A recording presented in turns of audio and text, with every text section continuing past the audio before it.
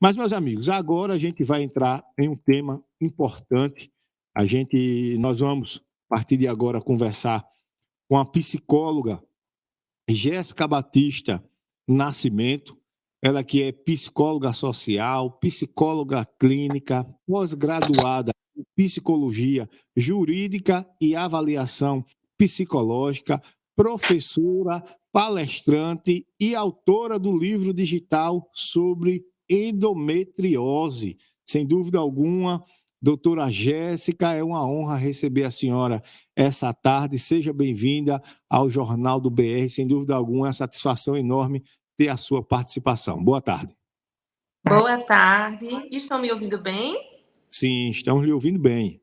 Ótimo. É uma satisfação estar aqui no Jornal do BR para falar sobre um tema tão importante que é a saúde mental nesse momento de pós-pandemia, onde muita gente ainda não conseguiu organizar a vida porque estão ainda sofrendo tantas dificuldades nesse momento de readaptação.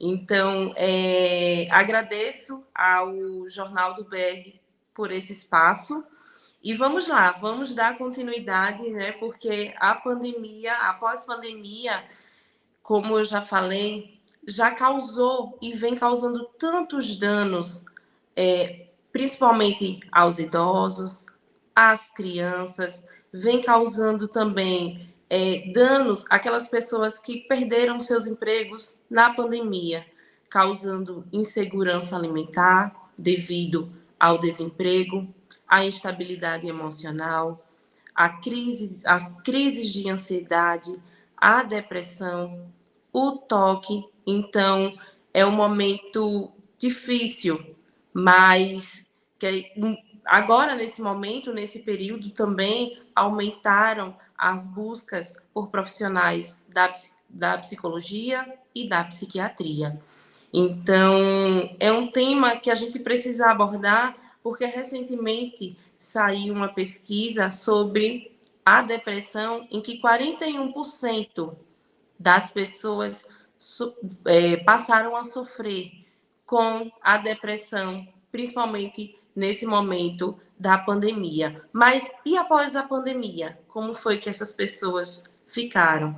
Então, veio o isolamento social, uma questão de se isolar dos seus laços familiares, dos seus laços de amizade, da sua vida, daquela rotina que as pessoas tinham de ir para a academia, de socializar, de ir para uma festa. Então, tudo isso mudou.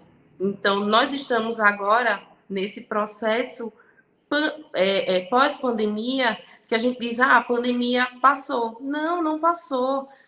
Eu estava vendo aí, Anthony, o secretário de Saúde de Murici, falando sobre esse caso da varíola.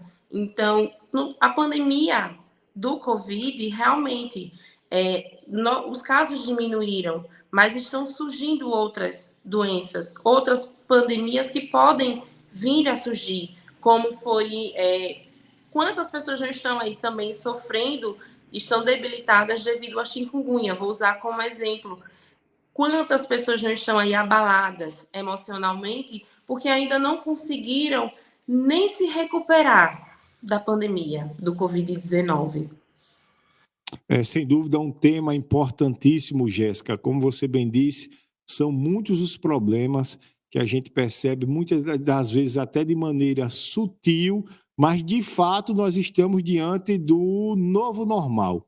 Isso é um fato, é um momento, inclusive, de readaptação a novas estruturas, ao novo funcionamento da sociedade. E a gente percebe muitas das vezes, de maneira sutil, no nosso dia a dia, o quanto isso é prejudicial e o quanto a gente precisa ter esse cuidado com a parte psicológica. Você destacou alguns temas importantíssimos, por exemplo, o elevado índice de pessoas desempregadas. Nós temos comerciantes que passaram por um momento delicado de grande preocupação e até hoje ainda se questionam com relação a alguns problemas. Você vê crianças, por exemplo, que passavam o dia inteiro em suas residências, em isolamento, tendo acesso, por exemplo, ao celular, à internet, agora, diante do novo normal, voltou para a escola, para a sala de aula, quer levar o celular, quer estar na hora da aula com o celular. Ou seja, são muitos os problemas, a gente precisa estar atento a esse novo normal e nada melhor do que estarmos recebendo alguém extremamente qualificada para falar sobre esse tema. E eu gostaria de chamar a atenção de você que acompanha o Jornal do BR. De repente, você pode estar passando por um problema como esse e a gente precisa que você esteja atento, que você escute, inclusive, chamar a sua atenção para que busque os profissionais da área. Busque os profissionais na área. A gente tem muito vídeo na internet, a gente tem muita gente se achando que sabe de uma coisa, sabe de outra. A gente viu gente aí, por exemplo, falando contra uma vacina sem entender nada de vacina. Eu achava um absurdo. E aí a gente precisa ter esse cuidado e esses problemas são algo sério e grave. E aí a gente fala, por exemplo, como a senhora citou, essa questão de depressão. Essa questão de depressão é algo gravíssimo. A gente não pode tratar de qualquer maneira, a gente precisa ter um cuidado enorme com essa situação. E eu queria saber da senhora como a gente se adequar, quais seriam os caminhos que a sociedade deve tomar para que a gente enfrente esse novo normal, para que a gente enfrente esse novo modo de viver em sociedade e que a gente busque superar esses possíveis problemas que ficaram. Olha só, Anthony, a gente agora precisa realmente dessa abertura ao novo, a gente precisa se permitir. A pandemia foi um processo difícil, mas a gente precisa se reinventar. A pandemia, ela veio para nos ensinar, nos fortalecer, e a palavra resiliência, que as pessoas usam tanto, esse é o momento da gente colocar em prática. Comerciantes, como foi colocado agora, eles viram possibilidades, eles viram outras oportunidades. Vou dar um exemplo muito claro. Eu acompanho algumas jovens daqui do nosso município, em que antes elas tinham uma loja física e agora elas passaram a ter uma loja online, passaram a vender de forma online. Aí eu questionei, mas você não pretende voltar a montar sua loja física? Ela disse, não, Jéssica, hoje eu vendo muito mais do que quando eu tinha uma loja física. Por quê? Hoje ela economiza mais. Questão de pessoal, né, de funcionário, a gente sabe. Nesse caso, aí o que é que vem? O desemprego, porque também ela poderia contratar alguém, mas para ela, enquanto comerciante, ela viu uma outra alternativa. Então, hoje ela passou a lucrar mais em relação à venda. E sobre os idosos, quando você fala da questão das crianças, eu também enfatizo muito os idosos.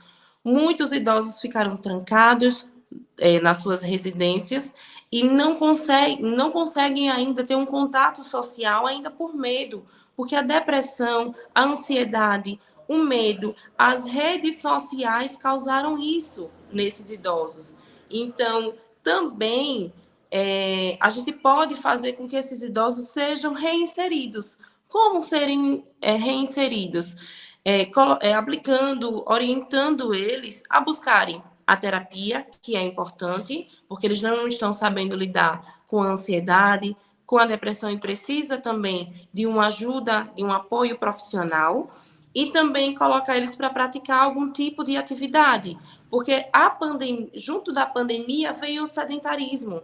Muitos idosos aí deixaram de socializar, de praticar a sua caminhada, de ali próximo à sua residência tem alguma praça, leva a pessoa idosa ali para fazer uma caminhada, para conversar, para socializar, porque isso também trabalha a memória desse idoso, vai melhorar essa questão dele não se sentir uma pessoa solitária, de uma pessoa sozinha na vida, mas que alguém está ali para ouvir, para acolher.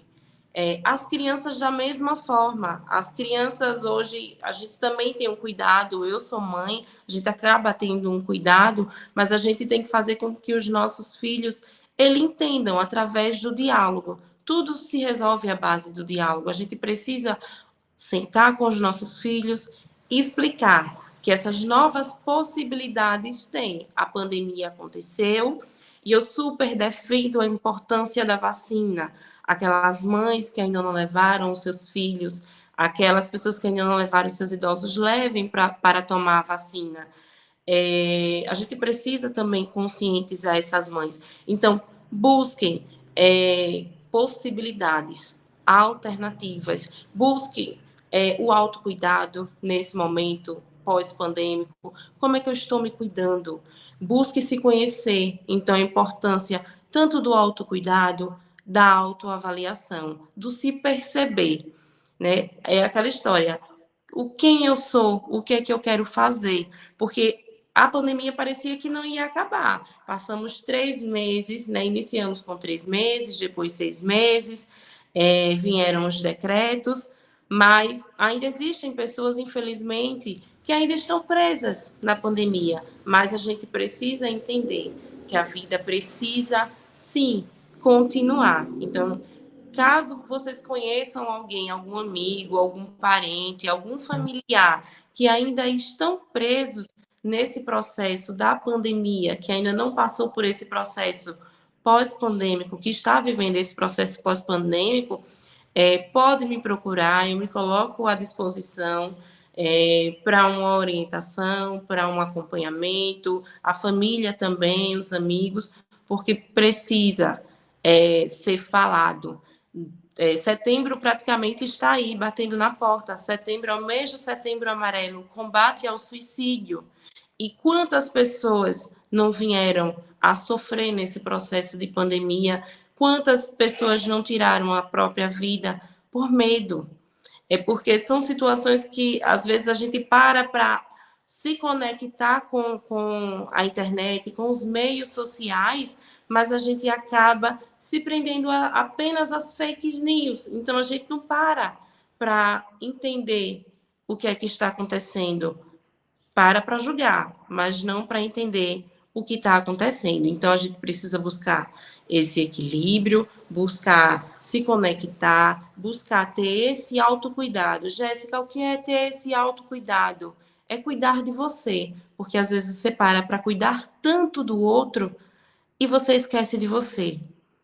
Então, busquem se desconectar das redes sociais também. É uma questão de saúde mental, é uma questão de autocuidado, Anthony. Então, eu sempre enfatizo muito isso para os adolescentes e os jovens que eu ministro aula.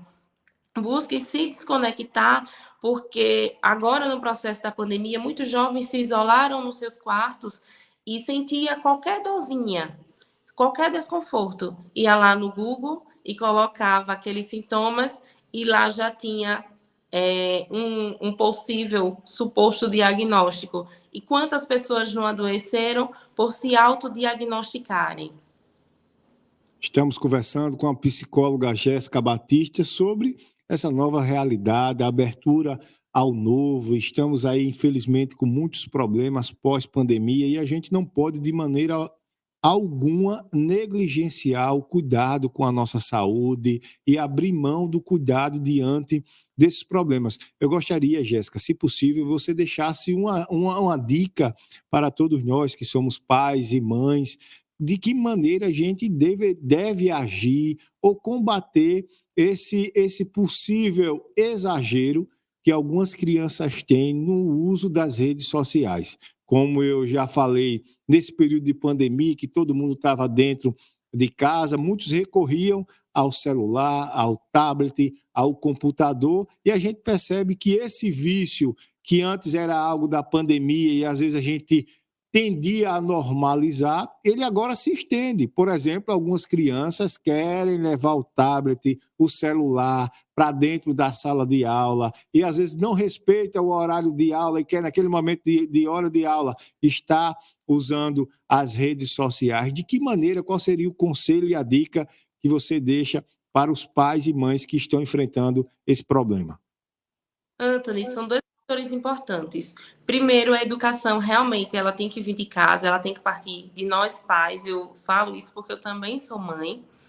É sentar, é orientar e mostrar que tudo na nossa vida tem que ter limite. A gente tem hora para comer, a gente tem hora para dormir, a gente tem a hora de estudar. Então, os pais, eles devem colocar limites. Não vou dizer proibir, porque o telefone é uma tecnologia que faz parte do nosso dia a dia. Então, assim, a gente não pode privar a criança ou adolescente deles terem acesso a essa tecnologia, mas é importante que a gente sente, oriente e coloque limites. E também insira atividades para essas crianças. Como eu falei agora há pouco sobre o sedentarismo. Quantas crianças já estão o dia todo na frente do sofá, na frente da TV, ou sentado no sofá, trancados nos seus quartos, usando o celular? Então, é sentar, orientar, colocar esses limites. Hora de brincar é hora de brincar, hora de usar as redes sociais é hora de ou jogar. Impõe, coloca 30 minutos, dependendo da idade da criança, no máximo 1 hora.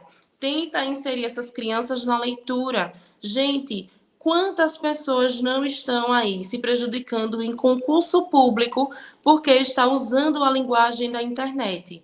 Quantas pessoas não estão se prejudicando no Enem porque estão colocando a linguagem da internet? Então, é sentar, orientar e conversar, a conversa mesmo, porque essa questão do uso do celular, até para nós mesmos, precisa ser colocado esse limite. Eu não sei, Anthony, se você tem o hábito da leitura, mas assim, existem adultos que ainda mantêm o hábito da leitura. Então, eu tenho muito isso na minha vida, o meu horário de usar as minhas redes sociais, o meu horário de fazer a minha leitura, de fazer a minha caminhada. Então, orienta, mas lembrem-se, não adianta a gente só sentar com o nosso filho e explicar e a gente não servir de exemplo. A gente tem que servir de exemplo. Horário de almoçar, minha gente, vamos reunir a família na mesa, vamos todo mundo aqui, é olho no olho, é conversa, ao invés de a gente parar para mexer no almoçar e mexer no celular enquanto está na mesa ali fazendo a refeição. E isso quando as pessoas param para fazer as refeições na mesa. Porque o adolescente pega o seu prato, vai para o quarto, aí o pai vai para a sala assistir o futebol e a mãe fica na mesa sozinha fazendo a sua refeição. Então tá na hora da gente reunir, né, a família, reunir na mesa, ter esse contato, a troca de afetividade, o olho no olho, perguntar como foi hoje na escola, ao invés de permitir que as pessoas fiquem ali a todo momento apenas mexendo no celular. Porque quando a criança já está tão habituada ao uso do celular, e você tira isso dela, você vê uma mudança de comportamento. A criança, ela chora, a criança fica irritada, a criança fica totalmente estressada, e as pessoas dizem, a criança é tão nova, a gente não entende porque a criança está estressada. É o vício, já está acostumado ali com o uso do celular, e quando retira, isso causa uma mudança no comportamento, no humor. Então, deixo aqui, enfatizo mais uma vez, orienta, coloca limites, coloca atividades para essas crianças fazerem, as crianças e os adolescentes, mas também nós, enquanto pai, mãe ou responsável, nós devemos ser exemplo. Jéssica, eu gostaria de saber de você como é que as pessoas que estão nos acompanhando, que porventura podem estar passando por algum problema desse, podem entrar em contato com a psicóloga Jéssica para ter esse devido acompanhamento. Inclusive, eu reforço, você que porventura se está com um problema como esse, busque um profissional qualificado para que você tenha o devido tratamento, tenha o devido acompanhamento. No finalzinho, eu queria, Jéssica, que você reforçasse como é que as pessoas podem ter contato com a Jéssica para marcar justamente esse atendimento e esse acompanhamento. Olha só, Anthony, para entrar em contato comigo, através do WhatsApp, pode ser através do WhatsApp, ou pode me ligar, DDD 82, porque eu sei que o BR é ouvido pelo país inteiro, DDD 82 99953 3944. Eu vou repetir mais uma vez, DDD 82 99953 3944, ou através do meu Instagram, que é o Jéssica Batista PSI, PC. Jéssica Batista PC. Jéssica, eu Então, gostaria de agradecer a sua presença, dizer que foi uma honra ter a sua participação em nosso programa, que a gente busque repetir esses momentos, porque essas dicas e esses conselhos, eles são importantíssimos, principalmente vendo de uma profissional tão qualificada como você. Muito obrigado pela participação em nosso programa. eu que agradeço a todos vocês, é uma honra estar nesse momento aqui no Jornal do BR. Espero sim ter outras oportunidades, que é importante informar, levar informação à população que às vezes precisa mesmo, que sempre precisa ser informada e orientada. Então, muito obrigada a toda a equipe do Jornal do BR. Até mais.